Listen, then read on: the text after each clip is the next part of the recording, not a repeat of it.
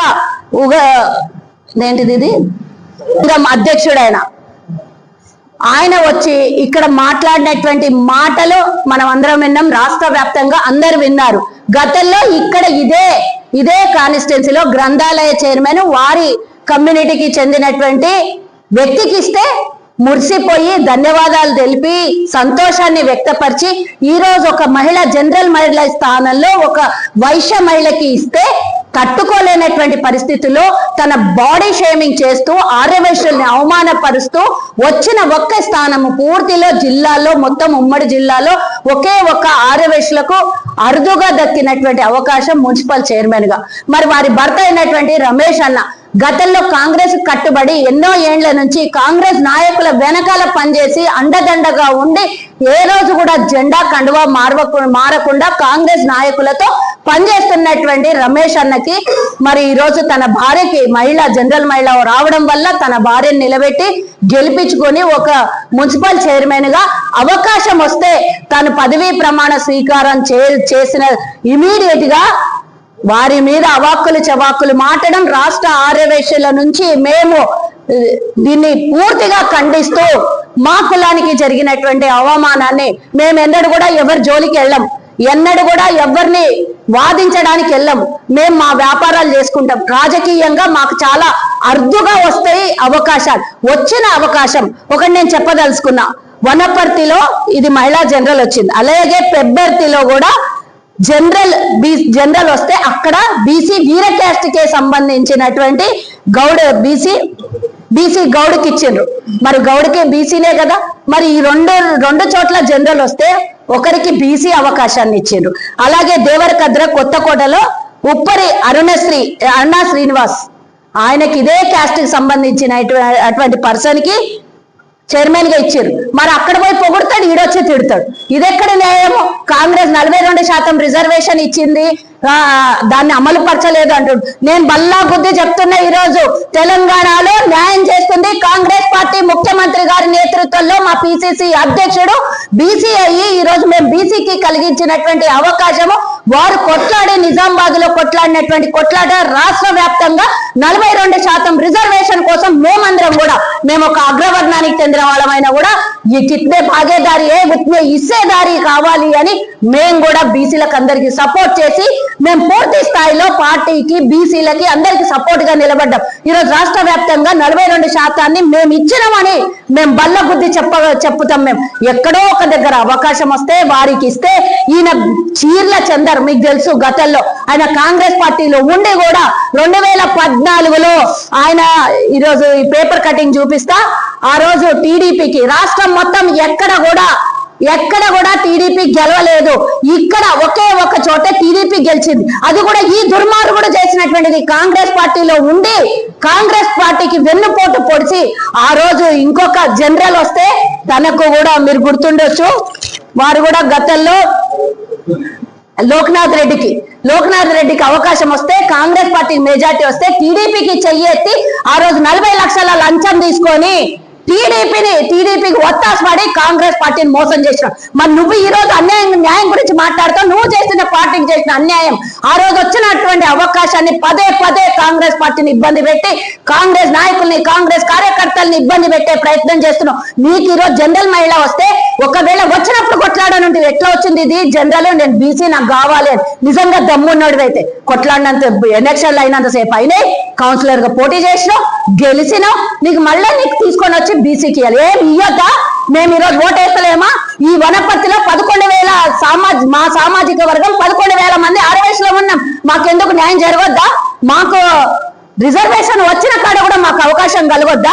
వచ్చిన అవకాశాన్ని కించపరుస్తూ వాళ్ళు వడ్డీల వ్యాపారాలు చేసుకుంటారు, నట్లు బిగించుకో, నీకెందుకు ఇది అంటే ఏం మమ్మల్ని మా వ్యాపారాన్ని అవమానిస్తావా నువ్వు? నేను ఈ రోజు అడుగుతున్నా, నీ కులం పేరు పెట్టి కానీ నిన్ను కానీ ఏ రోజైనా ఆర్యవైశ్యులు ఎక్కడైనా మిమ్మల్ని కానీ ఇతర కులస్తులను కానీ ఏనాడైనా తిట్టింది ఉన్నదా? ఈ రోజు మా కులాన్ని పట్టుకొని నువ్వు తిట్టి వ్యాపారం చేస్తావు. ఏం నువ్వు ఇంటికి చెత్త వేయాలంటే అదే ఇనుము కావాలి, అదే నట్లు బిగించాలి, లేకపోతే కుప్పగులతో నీ నెత్తి మీద చెత్త వచ్చి స్లాబ్ వచ్చి కింద పడితే మీరు చెత్త కింద కూలిపోతారు. మరి అట్లాంటిది వ్యాపారం చేస్తున్న వడ్డీ వ్యాపారం చేసుకుంటున్నావు అని మాట్లాడినావు. నేను ఈ సందర్భంగా ఒక చిన్న విషయం ఈ సందర్భంగా చెప్పాలనుకున్నా. బ్యాంకులు రాకముందు ఏ ఊర్లోనైనా ఆర్యవైశ్యులు ప్రతి ఒక్కరికి డబ్బు సాయం, ఆర్థిక సాయం ఇచ్చి మంచికైనా చెడుకైనా సావుకైనా బతుకుకైనా పెళ్లికైనా పుట్టుకకైనా ఆర్యవైశ్యులు వారి వంతు సహాయం చేసి ఈ రోజు బ్యాంకులకు పోతే నలుగురు షూరిటీ కావాలి, 4 రకాలు కావాలి, ఈ రోజు రేటింగ్ చూస్తారు. ఈ రోజు ఉన్నటువంటి పరిస్థితులు బ్యాంకులో లోన్ తెచ్చుకోవాలంటే ఎంత కష్టం.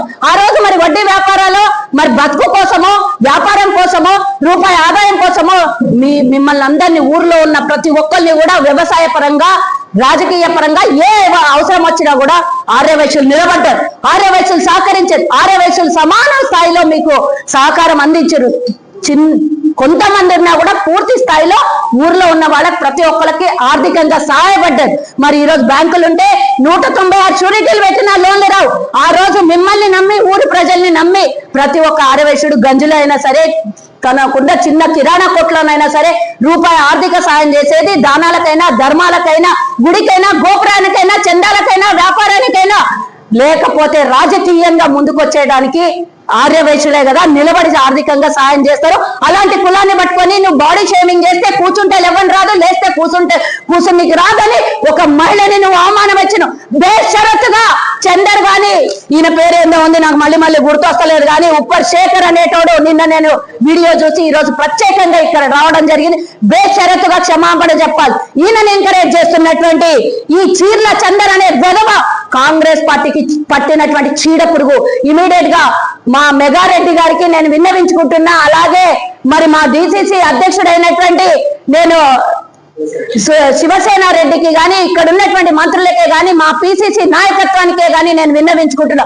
ఇమీడియట్ గా ఈ దుర్మార్గుడిని పార్టీ నుంచి సస్పెండ్ చేయాలి. లేకపోతే 2014లో జరిగినటువంటి అన్యాయం మరోసారి చేయడానికి వేడు మెగారెడ్డి గారు గట్టిగా నిలబడి కొట్లాడి అండగా ఉండి ఈ రోజు ఒక జనరల్ మహిళకు అవకాశం కలిగించింది. లేదా ఆ రోజు జరిగినటువంటి అన్యాయం మరోసారి ఇక్కడ జరుగుతుండే. ఆ రోజు జనరల్ అవకాశం వస్తే ఇయ్యలేదు, ఈ రోజు మళ్ళా జనరల్ అవకాశం వస్తే ఇయ్యనీయకుండా అడ్డం పడి ఈ రోజు మళ్ళీ ఎవరు మోచేతు నీళ్లు తాగినావు, ఎవరి దగ్గర డబ్బులు తిన్నావు, ఎవరికి దగ్గర నువ్వు లొంగిపోయినావు. ఈరోజు పార్టీని అవమానపరిచి పార్టీని ఇబ్బంది పెట్టి పార్టీలో ఉన్నటువంటి వ్యక్తుల్ని అవమానపరిచినావు. ఇదే రమేష్ గారు నీకు తెలియదా? నువ్వు ఈ రోజు 2014 నుంచి ఇప్పటిదాకా పార్టీని మోసం చేస్తున్నావు. ఆయన ఏనాడన్నా ఎవరినైనా మోసం చేసిండా? వ్యాపార పరంగా గాని రాజకీయ పరంగా గాని మోసం చేసిండా? ఒక్క అవకాశం వస్తే మా ఆర్యవైశ్య బిడ్డ ఇక్కడ అర్హులు కాదా? నేను అడుగుతున్నా. ఈ రోజు రాష్ట్ర వ్యాప్తంగా ఉన్నటువంటి ఆర్యవైశ్యులకి అందరూ కూడా ఈ చీర్ల చందర్కి అలాగే ఈ శేఖర్ అనే వ్యక్తిని క్షమాపణ చెప్పిందాకా వదలొద్దు. ఎవరికి కులాలకి మతాలకి నేను మాట్లాడట్లేదు. బీసీలైనా ఎవరైనా కూడా అందరికి ఒకటే ఉంటది. మానవత్వం అనేది ఒకటే ఉంటది, మనసు అనేది ఒకటే ఉంటది, వ్యక్తిత్వం అనేది ఒకటే ఉంటది. బాడీ షేమింగ్ చేసినటువంటి వీళ్ళిద్దరూ బహిరంగ క్షమాపణ చెప్పకపోతే వదిలేది లేదు అని నేను ఇక్కడి నుంచి హెచ్చరిస్తున్నా. ఇంకోసారి ఇట్లాంటి పిచ్చి పిచ్చి వేషాలేసి పార్టీలో చిచ్చులు పెట్టడానికి పక్కలిస్తేనేమో ఆనందం అంట, ఇక్కడ ఒక్కోళ్ళకి న్యాయం చేస్తేనేమో పార్టీ మోసం చేసిందంట. నువ్వేడవయ్యా నా పార్టీ గురించి మాట్లాడడానికి? నీకన్నా ఎక్కువ బాధ్యత ఉన్నది. నువ్వు ఒక సంఘానికి అధ్యక్షుడు ఉండొచ్చు, మిగతా కులాలు ఏ రోజన్నా నువ్వు కలుపుకొని పోయినావా? ఇది ఒక్క కులం నీ కులం అని మాట్లాడినావు. మిగతా బీసీల గురించి ఏనాడైనా నువ్వు మాట్లాడి గడమిప్పినవా? నువ్వు ఈ రోజు నిన్ను నేను అడుగుతున్నా, దమ్ముంటే మీ బీసీ కులాలకు అందరికీ నిలబడ అండగా.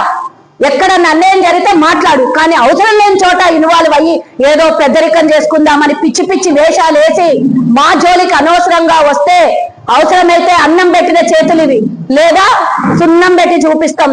మర్యాదగా చెప్తున్నా, ఇంకొకసారి మా వాళ్ళని మా కులంని ఎవరైనా సరే, ఏ కులానికి నా కులానికి అని కాదు, ఏ కులాన్ని కూడా నిందించే హక్కు అధికారం మన రాజ్యాంగం కలిగించలేదు. మన ఓటు హక్కు ప్రతి ఒక్కరికి ఏ కులంకైనా మతంకైనా ఒకటే అవకాశం, పేదోడికైనా గొప్పడికైనా ఒకటే అవకాశం కల్పించింది ఈ రాజ్యాంగంలో గాని ఈ ప్రజాస్వామ్యంలో గాని. కులాన్ని పట్టుకొని వ్యక్తిత్వాన్ని పట్టుకొని నిందించే హక్కు అధికారం లేదు. బేషరతుగా చందర్ కానివ్వండి శేఖర్ గాని క్షమాపణ చెప్పాలి, లేదా ఇమీడియట్ గా ఆయన మీద యాక్షన్ తీసుకోవాలి, పార్టీ నుంచి సస్పెండ్ చేయాలి, ఆయన పదవిని తొలగించాలి అని నేను మా నాయకులందరినీ కోరుకుంటున్నా. నేను వెళ్ళి పిసిసి గారికి కూడా కంప్లైంట్ చేయబోతున్నాను. మెగారెడ్డి అన్నగారు, నేను మీ పెద్ద మనసుకు నేను స్వాగతిస్తున్నా. ఇప్పటికి కూడా ఆ దుర్మార్గుడి మీద మీరు యాక్షన్ తీసుకోలేదు. కానీ ఆ పెద్ద మనసు పక్కన పెట్టి ఇమీడియట్ గా ఆయన మీద యాక్షన్ తీసుకోండి.